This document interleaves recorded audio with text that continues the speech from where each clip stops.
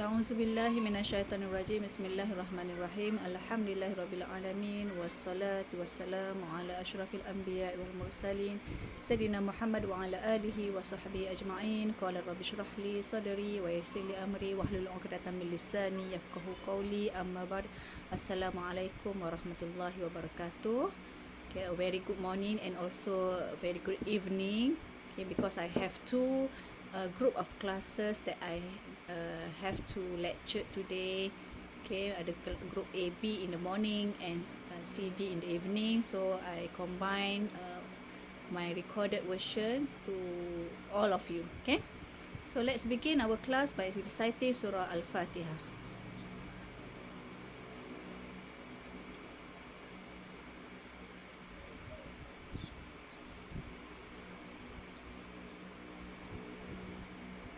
Alright, hope all of you are in a good health. Okay, semua sihat, masih bersemangat untuk meneruskan pembelajaran secara dalam talian, okay, di tempat masing-masing lah.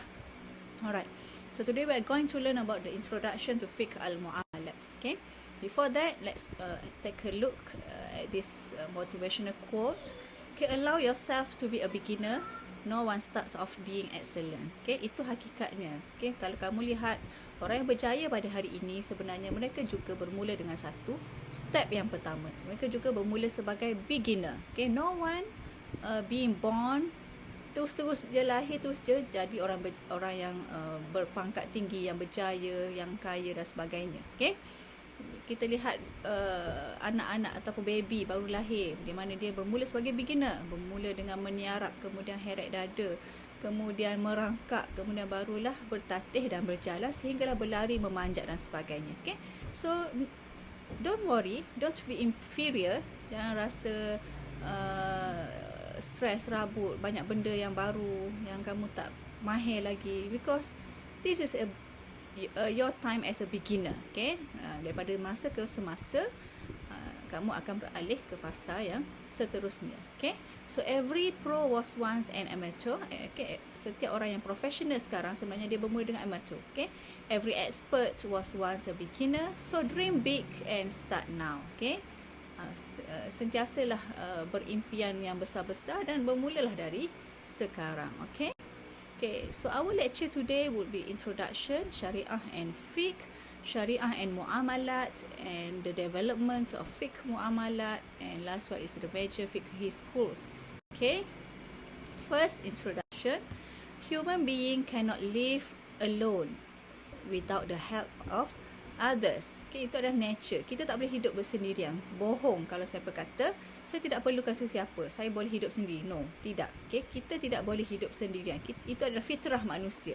Okay, muamalat is all the syariah laws related to worldly affairs by looking at the activities of one's life, such as buying and selling, exchanging, borrowing, and so on. Okay, jadi kalau kita sebut pasal muamalat, ia merangkumi peraturan ataupun undang-undang yang berkait dengan hal ehwal kehidupan manusia di dunia. Okay, misalnya, contohnya jual beli, okay, bertukar barang, pinjam meminjam dan sebagainya. So muamalat is also a procedure or rule in human to human relations to meet the needs of each based on the law of Allah, which involves the economy and social fields of Islam. Okay, maknanya muamalat ni merangkumi prosedur, peraturan yang memberi panduan, memberi garis panduan hubungan antara manusia dengan manusia yang lain lah. Okay, merangkumi aktiviti ekonomi ataupun aktiviti sosial. Okay, so muamalat is the relationship between human beings to get each other's need in a good way in accordance with the teachings and demands of religion and Islamic law. Okay, basically maknanya muamalat ni adalah satu bentuk undang-undang yang menjaga hubungan antara manusia dengan manusia dalam memperolehi keperluan hidup antara satu sama lain. So all the wealth in this world, whether on earth ataupun in the sea or at the bottom, belongs to Allah absolutely lah. Itu kita tak boleh nafikan. Segala apa yang ada di muka bumi ini adalah milik Allah sebagai hak milik pemilik mutlak. Okay, so kita manusia adalah commanded to have the wealth provided by Allah through the knowledge and skills. Okay, Walaupun semua itu adalah milik Allah sebagai mutlak, kita boleh memilikinya, tapi tidak memiliki secara mutlak lah. Jadi ada cara bagaimana untuk memiliki kemewahan dan kekayaan yang telah dihamparkan oleh Allah Subhanahu Wa Taala. Okay? So apa bezanya fiqh dengan syariah ni? Sebut fiqh muamalat. Apa beza fiqh muamalat dengan apa beza fiqh dengan syariah? Okay? Basically fiqh ni adalah fiqh, fa, qaf, ha. Okay? Dalam bahasa Arab disebut kefahaman. Okay? Bahasa Arab fiqh ni bermaksud kefahaman. Biasa kalau kita pergi ziarah baby baru lahir, kita akan bacakan doa Allahumma faqihhu fiddin ataupun Allahumma faqihha fiddin. Okay, itu menunjukkan bahawa doa tersebut untuk baby yang baru lahir, semoga Allah memberi kefahaman, kefakihan kepada baby tersebut dalam hal ehwal agama. Okay, so fiqh is a knowledge of the practical syar'i rules which is deduced from the respective particular evidences. Manakala syariah pula apa? Syariah adalah the commands, iaitu perintah, tuntutan. Okay? Perintah daripada Allah, given by Allah. Kepada siapa? Allah perintahkan siapa? Kepada His servants, kepada hamba-Nya. Okay? Perintah ni merupakan disampaikan, dibawa oleh Nabi Muhammad sallallahu alaihi wasallam. Okay? It is relate to the manner of action. Dia berkait dengan tata cara tindak tanduk kita. Okay? Dalam memahami fiqh. Okay, kalau fiqh itu adalah knowledge, contohnya fiqh muamalat berkaitan dengan jual beli. So apa itu syariah? Apa command yang diberi oleh Allah berkaitan dengan fiqh muamalat? Tak ada riba, tak boleh ada unsur riba, kena ada tak kena bebas daripada unsur judi, contohnya. Itu adalah command. Okay, tapi fiqh ni adalah practical syar'i, cara kita nak aplikasikan apa yang telah digariskan oleh Allah dalam syariatnya. Okay? So basically ini secara umum for your knowledge, beza fiqh dan syariah dari segi literal meaning. Fiqh means the true understanding, kefahaman. Manakala syariah is the path to watering place, maknanya jalan. Okay? Dari segi bahasanya, syariah itu adalah jalan ataupun prosedur, tunjuk cara. Okay? So contoh fiqh dalam Al-Quran ataupun hadis, yang mana baginda Nabi Muhammad sallallahu alaihi wasallam pernah bersabda, to whomever Allah wishes well, He gives the true understanding of the religion. Okay? Nabi pernah bersabda, sesiapa yang Allah berkehendakkan kepadanya sesuatu kebaikan, maka Allah memberikannya kefahaman dalam hal ehwal agama. Okay? Faham. Tapi syariah menurut surah Al-Jasiyah ayat yang ke-18 yang bermaksud, then we put you on the right way of religion, that is syariah. So follow that way, followlah syariah, and follow not the desire of those who know not. Okay? Allah menuntut kita sebagai hamba-Nya untuk follow right way of religion, that is syariah. Apa yang undang-undang Islam gariskan, kita kena follow. Okay? Dan dari segi teknikal, maksud fiqh adalah the knowledge of the laws of the syariah, ilmu tentang peraturan syarak. Okay? Ilmu, dia adalah knowledge, ilmu. Fiqh muamalat adalah ilmu tentang peraturan syarak dalam hal ehwal muamalat. Okay? Yang mana ia berkait dengan tindak tanduk manusia. Okay? Yang telah dikeluarkan daripada spesifik ataupun detail sources and evidences, yang dikeluarkan daripada Al-Quran ataupun sunnah ataupun ijma' ataupun kias. Tetapi syariah ni apa? Syariah itu sendiri adalah rule, peraturan, jalan, prosedur, okay, yang telah digariskan oleh Allah Subhanahu Wa Taala, which are ordained by Allah for His servants, untuk kita. Okay, menerusi Nabi Muhammad. Okay, di mana rules tersebut? Ada dalam Al-Quran, ada dalam As-Sunnah. Okay, refers to the Islamic laws which were revealed to the Prophet, recorded in the Al-Quran as well as from the Sunnah. Itu adalah, maknanya syariah ni adalah item, okay, peraturan yang termaktub dalam Al-Quran dan termaktub dalam Al-Hadis. Okay, tetapi fiqh ni adalah kefahaman, bagaimana kita memahami apa yang terkandung dalam Al-Quran dan juga As-Sunnah. Okay. Okay, clear? Okay, ni adalah tambahan yang lain berkaitan beza antara syariah dan fiqh. Okay, a path to the source of meaningful life, syariah. Syariah ni adalah God given. Okay, it is divine revelation, iaitu Al-Quran dan As-Sunnah. So it embraces all human beliefs, moral and actions. Bukan berkaitan dengan muamalat saja, semualah. Berkaitan dengan akidah kita, berkaitan dengan moral kita, tindak tanduk kita, semua terkandung dalam syariah. Okay, maknanya di dalam syariah ada 3 komponen. Komponen akidah, komponen akhlak, komponen fiqh. Fiqh itulah adanya fiqh muamalat, fiqh ibadat, fiqh munakahat, fiqh jinayat. Maknanya dalam syariah ada semua undang-undang berkaitan dengan ibadat, peraturan tentang jenayah, undang-undang tentang muamalat. Okey, merangkumi banyaklah. Semua terkandung dalam syariah. Tetapi fiqh adalah merupakan a product of the understanding. Okey, kita nak memahami sumber syariah tadi. Okey, itu adalah ilmu, okey, kefahaman kita, knowledge kita. Okey, macam mana kita nak dapatkan fiqh? Melalui humanly acquired. Kita kena belajar kaedah fiqh ni, macam mana nak memahami syariah ni. Okey, dan it deals with legal rulings and acts. Okey, so fiqh ni ada macam-macam komponen.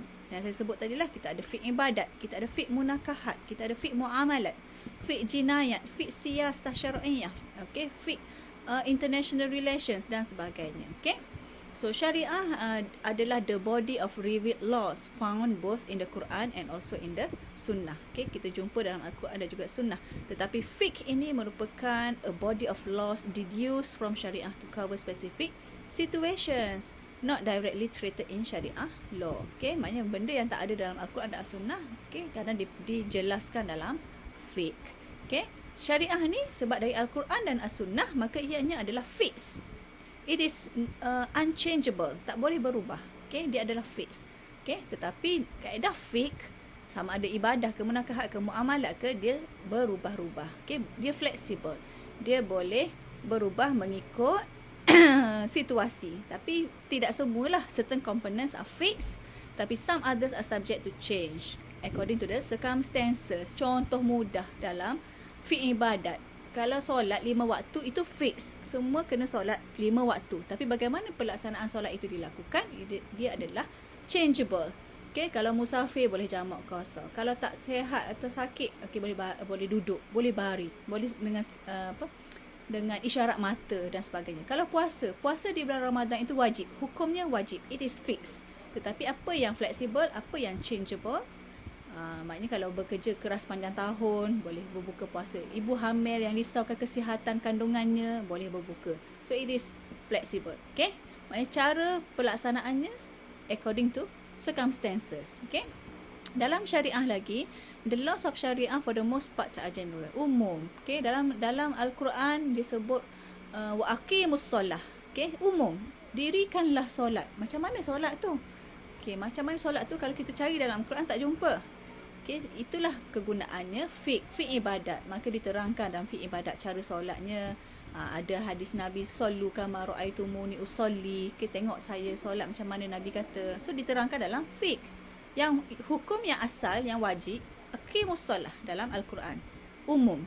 Tapi pendetailan tentang bagaimana kita kena solat itu diterangkan melalui fiqh. Okay, sebab kefahaman. Okay, kemudian syariah hanyalah lay down basic principles, perkara-perkara, prinsip-prinsip asas. Manakala dalam fiqh lah kita faham, the understanding, kita faham tentang prinsip tersebut. Kita tahu macam mana application of that principle. Okay, demonstrate how the basic principle of syariah should be applied. Macam tadilah, solat, puasa. Puasa diterangkan bermula daripada terbit fajar hinggalah terbenam matahari. Semua tu diterangkan dalam fiqh. Okay, so far so good. Okay, next we go to syariah and muamalat. Tadi syariah and fiqh, now it is syariah and muamalat. Okay, macam saya terangkan tadi, syariah merupakan peraturan yang diturunkan oleh Allah melalui Nabi Muhammad yang telah dirakam dalam Al-Quran dan juga dalam As-Sunnah. Tetapi muamalat ini hanyalah merujuk kepada prosedur ataupun merujuk kepada peraturan dalam hubungan sesama manusia. Okay, dalam memenuhi tuntutan-tuntutan hidup manusia lah, yang mana prosedur ini adalah based on syariah. Okay, so in muamalat there is more room to develop and change to to facilitate human interaction and promote justice. So dia tidak terhad kepada apa yang terkandung dalam syariah sahajalah. Muamalat ini dia ada more room to develop. Okay, in muamalat maknanya dia adalah tidak fix lah, yang fix hanyalah basic principles, tapi how it should be applied itu adalah depends on situation. Be able to apply knowledge of Sharia principles in finance, banking and takaful operations, and be able to differentiate between conventional and Islamic finance. Itu adalah beza antara Syariah dan muamalat lah. Okay. So kalau kita tengok dalam satu hadis, it is reported that Muaz bin Jabal was sent by the Prophet to Yemen. So the Prophet Muhammad SAW was asked him, okay, Nabi tanya kepada Muaz, how he would decide matters referred to him. Okay, Nabi katakan suatu hari ada orang rujuk kamu Muaz tentang sesuatu perkara, bagaimana tindakan kamu? Okay, apabila dirujuk oleh seseorang tentang sesuatu masalah yang berlaku. Kemudian Muaz menjawab, I will look into the Quran. Okay, first kita kena tengok Quran. Itu adalah syariah, itu adalah law yang termaktub. Okay, ada basic principles dalam Al-Quran. And then the Prophet then asked him, if you do not find the resolution in the Quran, okay, macam mana Muaz kalau kamu dah cari dalam Al-Quran tapi tak ada, tak jumpa? Okay, then Muaz replied, I will look into the sunnah. Okay, sumber yang kedua, kita akan tengok, Muaz kata kita akan tengok pada sunnah. And then the Prophet said, how if you do not find it in the sunnah? Kalau tak ada juga dalam hadis. And then Muaz said, I will then use my reasoning to arrive at a solution. Okay, guna ijtihad. Okay, so boleh nampak kat situ matters referred to him itu merupakan perkara-perkara muamalat. And then look into the Quran, sunnah and hadis, ijma' semua tu merupakan perundangan ataupun syariah. Okay. So, yang ni adalah tentang sejarah sedikit. Kita akan tengok bagaimana perkembangan ilmu fiqh muamalat ini. Okay, saya pergi secara laju dan ringkas je lah. Okay, development of fiqh muamalat. Islamic commercial law starts with the revelation of Al-Quran. Okay, maknanya undang-undang Islam berkaitan dengan muamalat bermula dengan penurunan Al-Quran lah. Okay, its origin in addition to the Holy Quran are to be found in the judgments given by the Prophet himself. Maksudnya selain daripada apa yang terkandung dalam Al-Quran, boleh juga lihat hadis-hadis Nabi. Okay, as the century passed, these rules grew into complete system of law. Okay, maknanya mula-mula turun tu ada dalam Al-Quran dan Sunnah, tetapi setelah zaman berlalu, maka ianya telah membentuk satu peraturan yang ataupun sistem perundangan yang komplit. Okay, bagaimana? Iaitu selepas Nabi Muhammad wafat, okay, after the Prophet Muhammad SAW demise, there were many informal groups of companions and the followers discussing and advising on the interpretation of the rules of the Quran and Sunnah. Okay, selepas baginda Nabi wafat, tiada lagi tempat yang boleh dirujuk, maka para sahabat dan tabi'in berbincang sesama mereka untuk menterjemah ataupun interpret peraturan ataupun undang-undang yang terkandung dalam Al-Quran dan As-Sunnah. Okay, so these groups gradually develop into more organized schools and produce the schools of thought. Okay, so daripada tindakan tersebut, okay, para sahabat dan tabi'in akhirnya berkembang, okay, hasil perbincangan, kajian yang dilakukan, maka mereka berkembang membentuk beberapa mazhab ataupun school of thought berkaitan dengan fiqh. Okay, eventually 4 slightly different schools of thought came to be recognized in the Sunnism. So ada 4 mazhab utama yang diiktiraf dalam Sunni, okay, Sunnah, ahli Sunnah wal Jamaah. Okay, mazhab Syafi'i, Maliki, Hanafi dan juga Hambali. So the 4 schools give different emphasis to the sources of law, but all are unanimous in requiring that Islamic law be God-given and not man-created. Okay, walaupun keempat-empat mazhab ini berbeza-beza daripada sumber hukum, maknanya tetapi mereka kekal sepakat bahawa sumber Al-Quran dan As-Sunnah itu adalah perundangan Islam itu adalah merupakan daripada Allah Subhanahu Wa Taala. It is not man created. Okay, So Islamic commercial law developed by the development of Islam itself and by the expansion of Muslim community from different races, cultures and traditions. So bila dah ada 4 mazhab, mazhab ni berkembang, okay, ke serata dunia, maka begitu juga dengan undang-undang Islam berkaitan dengan perkara muamalat ataupun komersial, ianya turut berkembang dan mengikut situasi ataupun kawasan setempat itulah, berbeza agama, budaya dan tradisi dan sebagainya. Okay? So sehinggalah ke abad ke-19, no definition of contract is to be found in the treatises of Islamic law. Okay, walaupun perkembangan fiqh muamalat itu telah berkembang seiring dengan perkembangan mazhab-mazhab yang ada, tetapi sehingga ke abad ke-19 masih tidak dijumpai pendefinisian yang spesifik tentang kontrak. Okay? Kenapa? Sebab Islamic law never develop a general theory of contract. Okay? Undang-undang Islam tidak ada membangunkan satu teori yang khusus, teori yang umum tentang kontrak, tetapi kebanyakan ulama Islam fokus kepada kontrak jual beli, okay? Which they regarded as the model for all sorts of contract. Okay? Mereka hanya fokus kepada contract of sale, jual dan beli, ada penjual ada pembeli. Okay? Maka itulah yang menjadi asas kepada bentuk-bentuk ataupun produk-produk muamalat yang wujud, yang pelbagai, okay, sekarang. Okay? So the Islamic civil law codification took place in the 19th century, iaitu the Majallah Al-Ahkam Al-Adliyah. Okay? Majallah Al-Ahkam Al-Adliyah ataupun Mursyidu Al-Hairan ini barulah mereka ni memberi pendefinisian yang spesifik apa yang dimaksudkan dengan kontrak. Dan majalah Al-Ahkam Al-Adliyah ini bukan daripada mazhab Hanafi. Okay?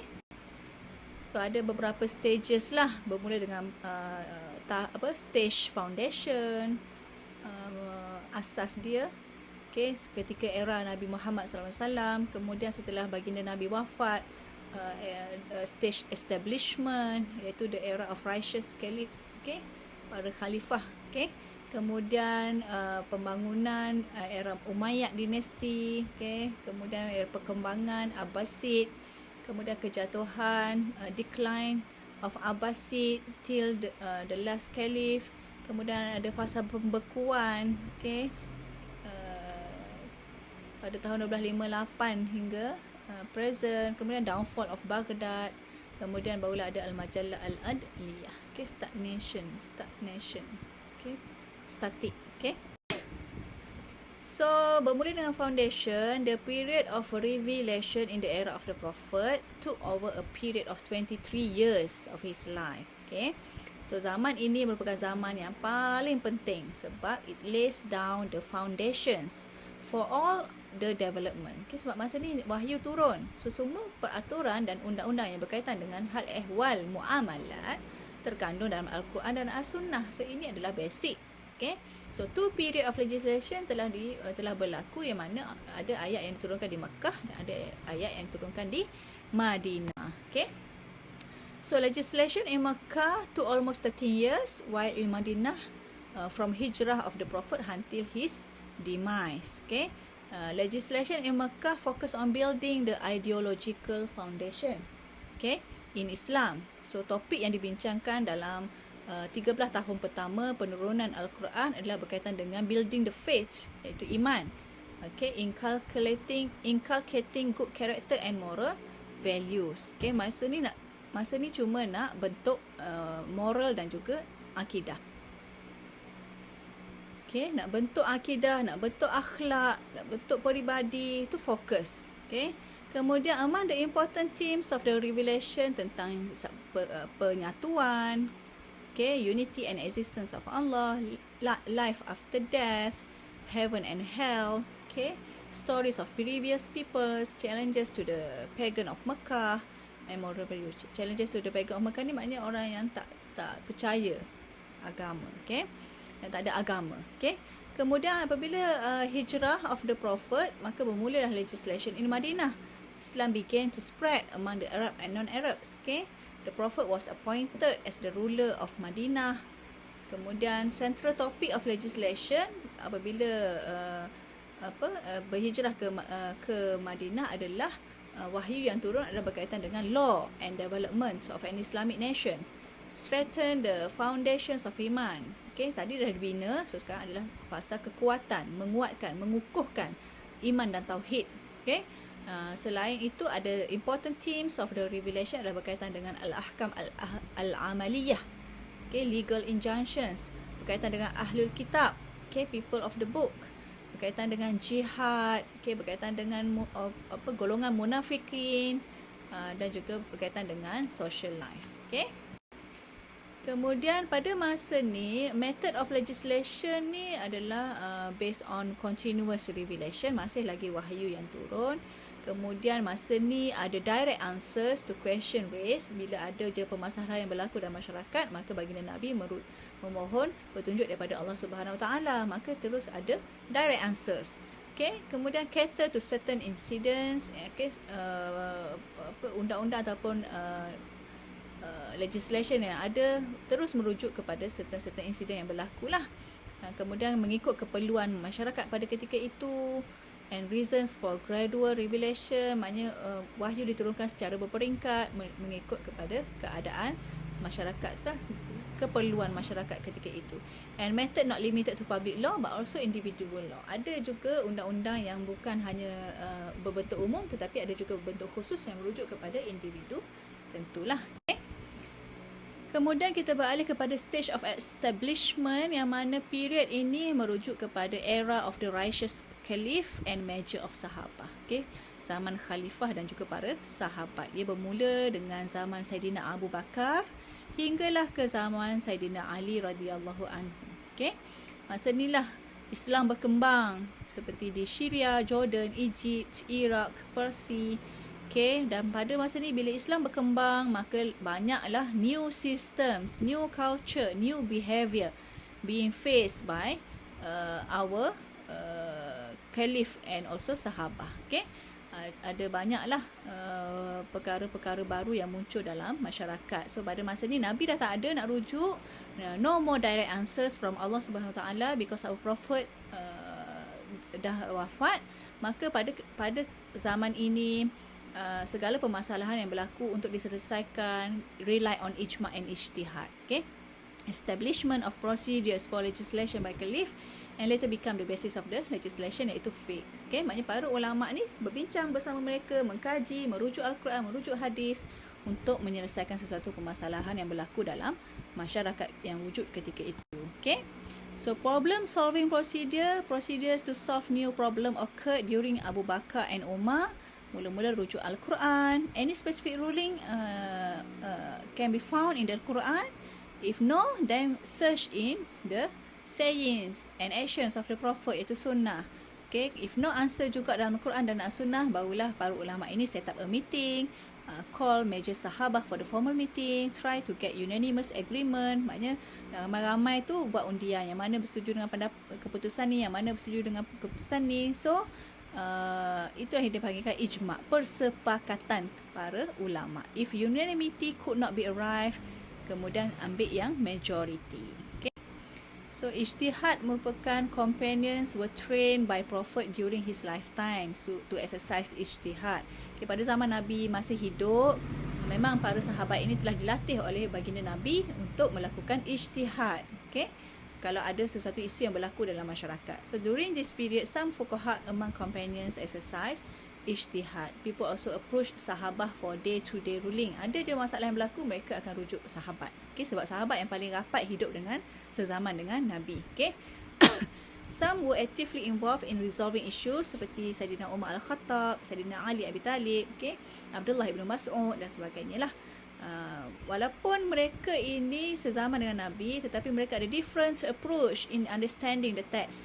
Okay, stick to literal meaning or find rational of the injunction. Okay, maknanya itu adalah kaedah masing-masing lah. Okay, yang penting mereka masih lagi kekal merujuk Al-Quran dan juga As-Sunnah. Okay, so sometimes they differ in views. Okay, great differences, cannot get majority view. Kadang ada personal opinion pun boleh jadi law. Okay, right to overrule consensus, new places, new ruling. Okay, so ada develop proper procedure lah supaya lebih kurang ketidaksetujuan. Okay, maknanya benda tu sentiasa develop dan berkembang. So, apa sebab ataupun punca difference of opinion among companions? Okay, yang pertama adalah difference in their knowledge. Okay, sebab tak semua perkara ataupun hadis itu berlaku bersama-sama dengan mereka. Okay, ada tentang hadis tersebut, mungkin masa tu Nabi bersama dengan sahabat yang ni. Kalau hadis ni diucapkan oleh Nabi, mungkin masa tu dengan sahabat yang lain. So ada difference in their knowledge. Okay, so difference in their acceptance of hadis, difference in the interpretation and understanding of the Quranic text. Okay, ayat ni sahabat A faham macam ni, ayat B sahabat ni faham macam ni. So ada berbeza dengan level of their knowledge and understanding. Okay, difference in the method of ijtihad on issues. Okay, ada method, ada kaedah yang tersendiri. Okay. So selepas pada zaman penubuhan, okay, kemudian zaman pembangunan. Okay, zaman pembangunan ini covers rise and fall of Umayyad dynasty. Okay, merangkumi kebangkitan dan kejatuhan dinasti Umayyad. Okay, selama 1 senturi. Okay, yang mana ianya bermula dengan pengasasnya iaitu Muawiyah hinggalah ke khalifah yang terakhir sekitar ke pertengahan 8 senturi. Okay, so marked by social unrest, ummah divided into various sections and groups. Okay, pada zaman ni ummah terpecahlah kepada beberapa section dan kumpulan, dan khalifat was converted to kingship. Okay, masa tu sistem khalifah ditukar kepada sistem beraja, kingship. Okay, new practices were introduced. Kadang-kadang dan ada dalam beberapa amalan-amalan baru yang telah diperkenalkan itu adalah haram. Okay, so ulama vs umarak masa tu, ulama ramai yang flat away lah sebab ada pertembungan antara ulama dan juga umarak. Okay, umarak ni golongan pemerintah. Okay, so trend regarding Islamic law pula masa ni lebih banyak berlakunya ijtihad, iaitu personal ijtihad berbanding dengan ijma'. Ijma' kurang. Okay, so widespread of hadis, banyaklah hadis-hadis palsu, hadis yang direka, okay, telah berlaku pada zaman Nabi. Zaman ini compilation of fiqh, maka para sahabat ni rasa bimbang, maka mereka bukan para sahabat, para ulama pada zaman ni rasa bimbang bila banyak yang berlaku fabrication of hadis, maka mereka berusaha untuk compile ilmu-ilmu fiqh ini to preserve ijtihad of sahabah. So clear cut masa ni berlakunya division of ulama, maknanya ada mazhab-mazhab yang lebih jelaslah berlaku pembahagian mazhab school of thoughts. Apa yang faktor yang boleh menyebabkan berlakunya kesan kepada fiqh pada zaman ni bila perpecahan ummah kepada beberapa section dan grup, apabila Khalifah Umayyad ini telah pun hampir rebah. Okey, apabila para ulama tadi kan ulama vs umarak, maka ulama flat away, maka bila ulama menghilang, maka dia memberi kesan kepada ilmu fiqh, dan apabila berleluasanya fabrication of hadis palsu, maka ia memberi kesan kepada ilmu.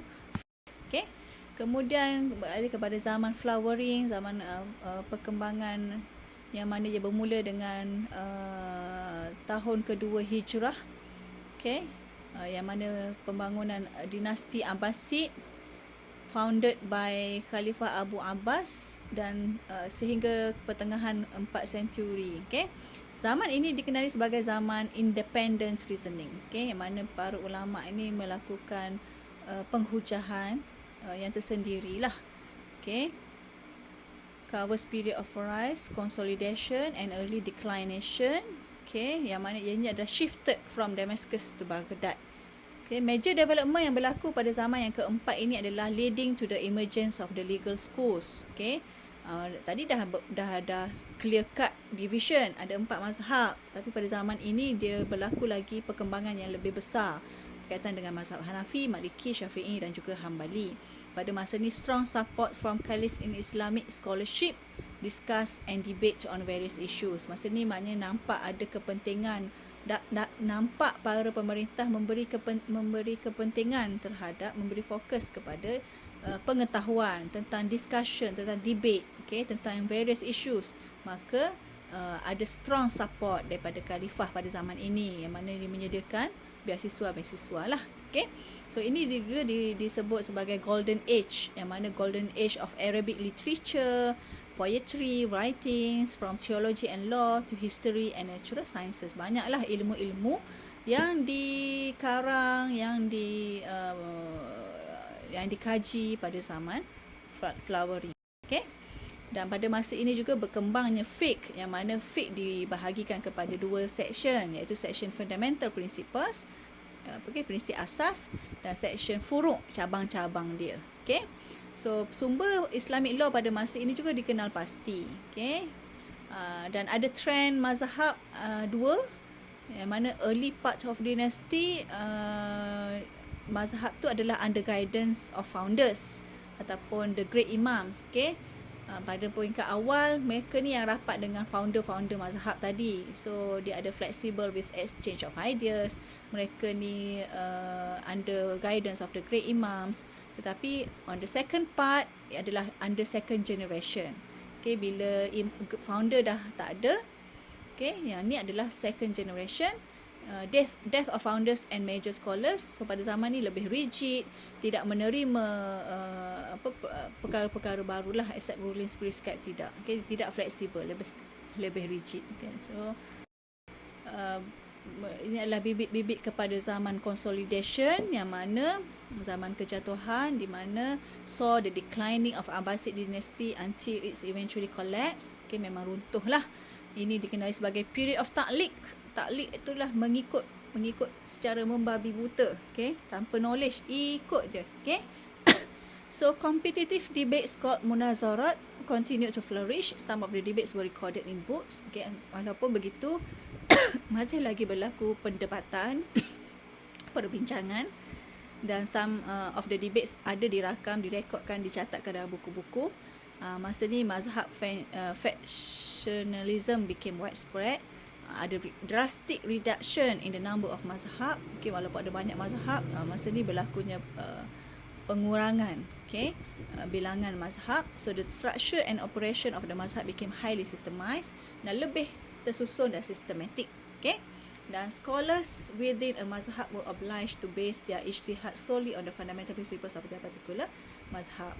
Okay, kalau yang ni maknanya lebih tersusun dan sistematik bila mana para scholars, para ulama dalam sesuatu mazhab itu mesti wajib berijtihad berpandukan prinsip-prinsip asas yang telah digariskan dalam mazhab masing-masing. Okay, tak boleh campur-campur lah.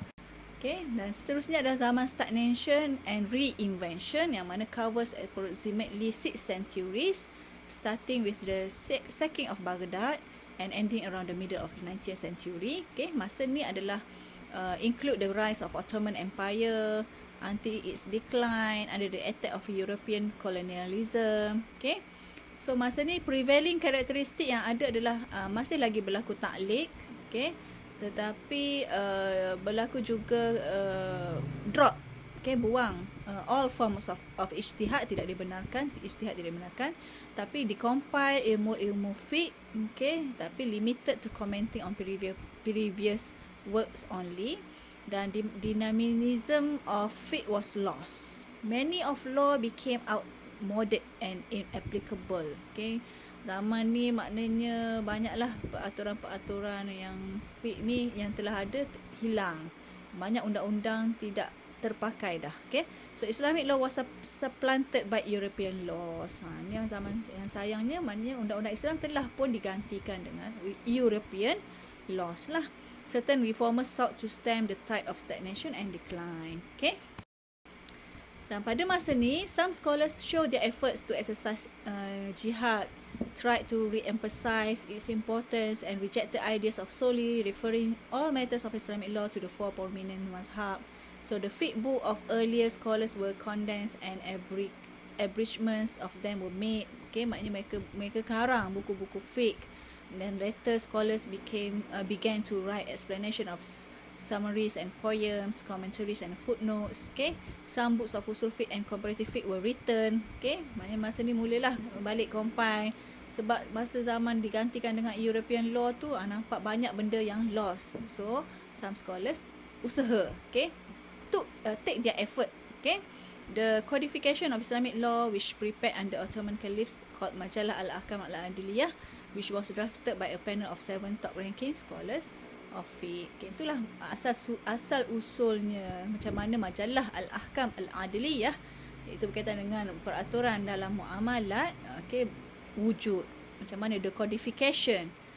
Okay, ini di prepared under Ottoman caliphs. Okay, mazhab Hanafi. Okay. So colonization of Muslim states by Western power has drastically affected the development of Islamic law. Bila negara-negara Islam ini telah dikolonize, telah dijajah oleh Western power, maka berlakulah kejatuhan yang drastik tentang development of Islamic law. So Muslim East Asia states were absorbed by European imperialism. Okay, maknanya segala berkaitan negara-negara Muslim telah pun diserap oleh penjajah barat lah, penjajah European.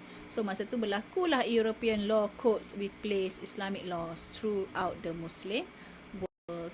Okay, so after the European colonialism ended, Islamic law has remained in disuse. Okay, walaupun telah berakhirnya zaman penjajahan barat ini, tetapi sedihnya Islamic law masih lagi tidak digunakan, kecuali di Saudi Arabia, di Pakistan, di Sudan, di Iran. Okay, so these countries has codified Islamic law in accordance to their mazhab.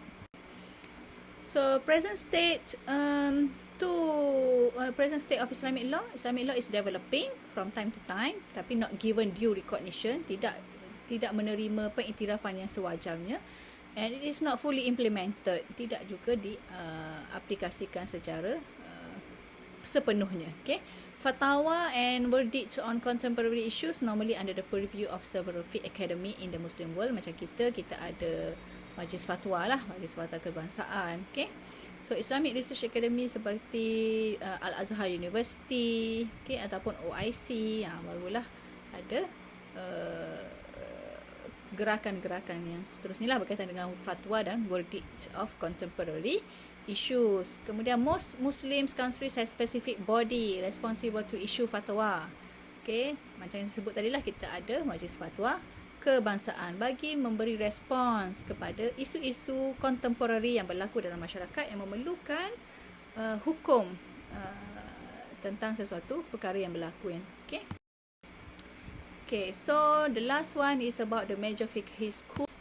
Yang ini adalah saya tinggalkan kepada you all untuk menyelesaikan, untuk mencari bahan dan maklumat tentang major fiqh schools. Okay, ini adalah individual task, and then we will discuss during S2 this Wednesday. Okay, apa yang kamu perlu buat, saya sediakan